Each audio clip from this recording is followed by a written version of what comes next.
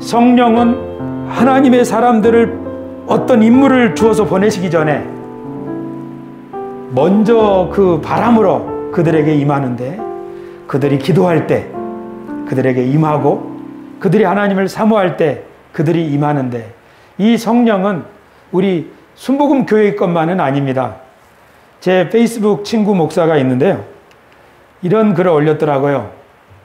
생명은 자신만으로는 완성되지 못하도록 만들어졌다.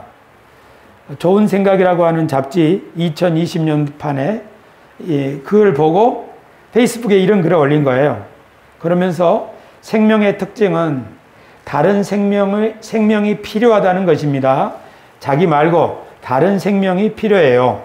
꽃도 암술과 수술이 있지만 그것만으로도 충분하지 않아서 벌과 나비가 필요하고 바람이 필요하기도 합니다. 다른 생명과 어울리며 도움을 주고받지 않으면 생명은 곧 기운을 잃습니다. 포천에 목회하는 제 이 친구 목사는요, 요새 이 진리를 터득해서 살고 있는 것 같아요. 뭔가 하면 사람은 서로 도움을 주고받으면서 살 수 있다. 혼자는 시들어간다. 그래서 자꾸 은사 선생님도 만나러 가고 친구들도 만나고 소통하고 이렇게 하려고 열심히 노력을 하고 있는 것 같습니다. 그 말, 생명은 자신만으로는 완성되지 못하도록 만들어졌다. 제가 글을 읽고 댓글을 달았어요.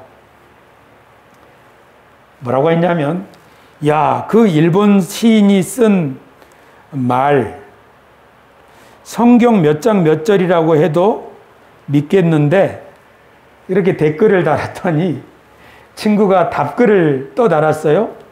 뭐라고 달았냐면, 제가 정확하게 소개하기 위해서 원고를 좀 보겠습니다.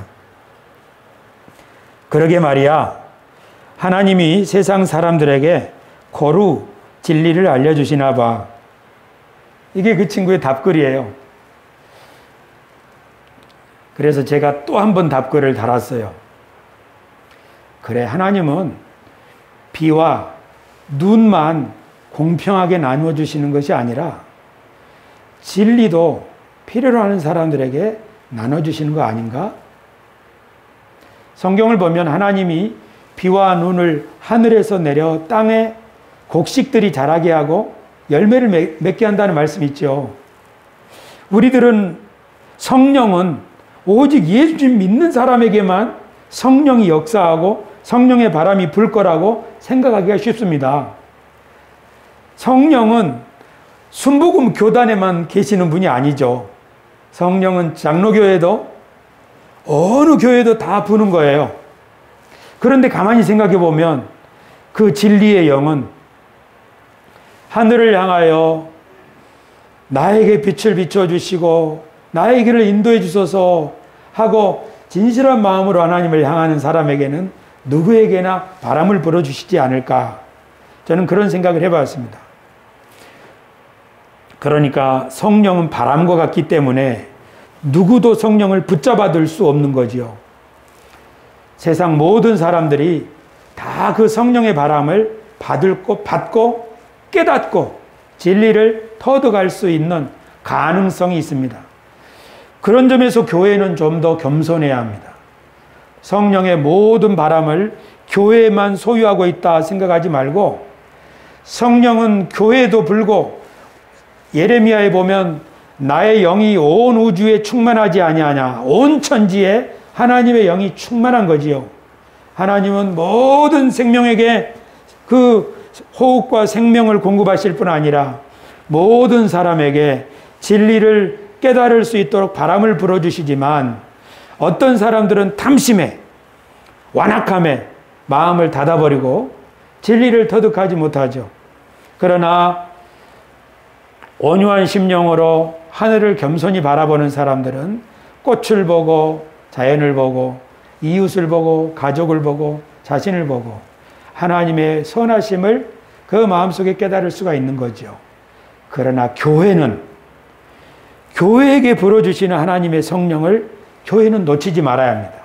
그래서 교회가 믿음의 팔을 쫙 펴서 내가 너를 만민 가운데서 불러서 나의 택한 자, 나의 특별한 일을 맡기노라 하는 그 바람을 우리가 받아야 된다.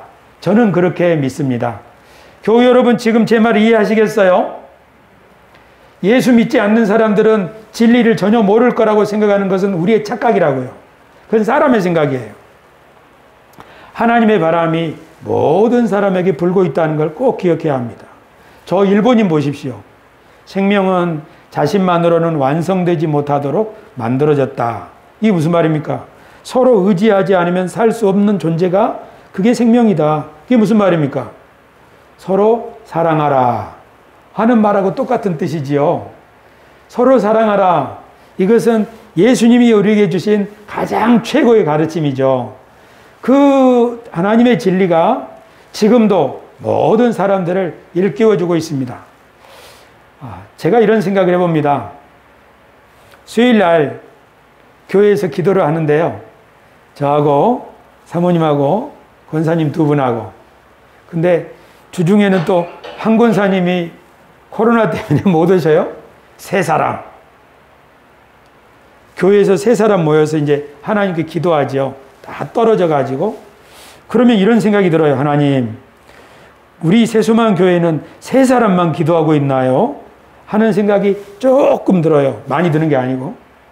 근데 제 마음속에 어떤 깨우침이 있냐면 이런 깨우침이 있어요. 야, 너 그런 소리 하지 마라. 네가 무슨 잘나서 하나님을 그렇게 사모하는 사람이었냐? 처음부터. 그러지 않다. 내가 학교에 있을 때, 내가 집에 있을 때, 내가 어디에 있을 때든지 내가 너에게 기도할 마음을 줬지 않냐? 하나님을 믿어야겠다는 마음을 줬지 않냐? 그리고 죄를 회개하겠다는 깨우침을 줬지 않냐? 그래서 내가 교회로 왔지 않냐? 내가 너를 어떻게 인도했는지 생각해 봐라.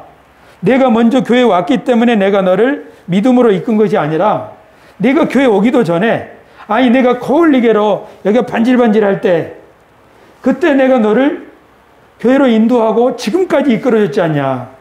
그런 깨우침을 제게 주셨어요. 그래서 저는 이걸 믿어요. 뭐냐면요, 전에 몇 주 전에 말씀드린 것처럼 교회에서 여러분들을 위해서 기도하고 있으니까 여러분 걱정 마시오. 여러분이 실제로 집에서 무릎 꿇고 기도하지 못할지라도 여러분들을 위해서 교회가 기도하고 있으니까 용기를 내서 사십시오. 이건 격려의 말이고요. 제가 믿는 것은 뭐냐면 교회에 부는 하나님의 바람은 예배당 안에서만 부는 게 아니에요. 예배당 밖에 온 천지에 하나님의 성령이 불고요. 여러분이 가정에서, 여러분이 일터에서 일할 때도 성령이 그곳에 똑같은 성령이 불고 있다고 저는 확실히 믿습니다. 그래서 설교 시간에 여러분께서 10가지 들어야 되는데 딴 생각하다가 졸다가 한 가지밖에 못 들었잖아요. 만약에 걱정 없어요. 왜냐하면 하나님이 우리에게 가르쳐 주시는 진리는 그게 10가지라면 나머지 9가지는 일상에서 가르쳐 주시거든요. 하나님은 조혜강 목사라고 하는 이 한 사람의 스피커를 통해서만 진리를 말씀하시는 분이 아니고요. 이보다 더 정확하고 더 풍성한 진리를 우리의 삶 가운데 깊이 깨달을 수 있도록 하시는 분이다. 저는 그렇게 믿습니다. 하나님은 성령의 그 바람은 모든 교회, 모든 사람들에게 불고 있으니 오늘 우리가 할 일은 우리 교회에 부는 바람은 우리가 받아야 될 거 아니에요.